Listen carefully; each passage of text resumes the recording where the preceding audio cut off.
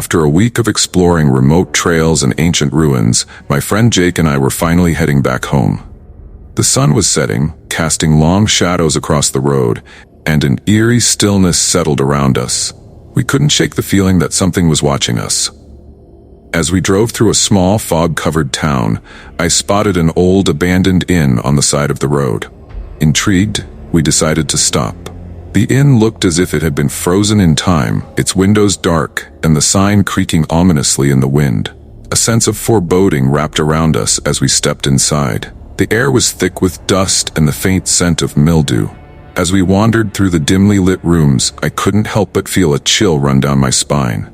Jake jokingly said, "Maybe we'll meet some ghosts?" We laughed nervously, but I sensed we weren't alone. Suddenly, we heard a faint whisper echoing through the halls. "Help me?"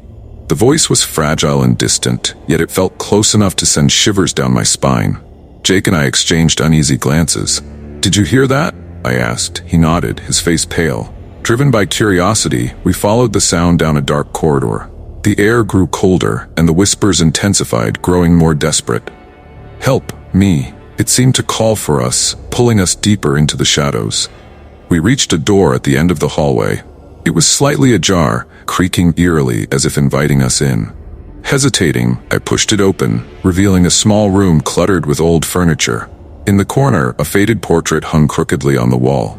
The figure in the painting, a woman in a tattered dress, seemed to watch us with hollow eyes. Suddenly, the door slammed shut behind us, and the temperature plummeted. We felt an overwhelming presence, as if the room itself had come alive. The whispers became frantic, echoing all around us. "Help me." Panicking, we tried to open the door, but it wouldn't budge. I turned to Jake, and his eyes were wide with fear. "We need to get out of here," I shouted, but the air felt heavy, as if something was holding us back. In a moment of desperation, I glanced back at the portrait. The woman's expression had changed. Now it was one of agony. "Help me," she seemed to plead. I felt a surge of empathy mixed with terror. "What do you want?" I yelled, feeling foolish but compelled to ask. The temperature dropped even further, and a cold wind swept through the room, extinguishing the flickering light. In the darkness, a shape began to materialize. A translucent figure of the woman from the portrait. Her face twisted in sorrow, she reached out a hand toward us. "Help me free." Jake and I stumbled back, adrenaline coursing through our veins. The door rattled violently, and with one final push, it swung open. We dashed out, our hearts racing as we bolted down the corridor and out of the inn.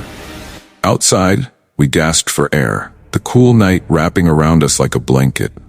The whispers faded into the distance, but the memory of that haunting gaze lingered. As we drove away, I glanced in the rearview mirror.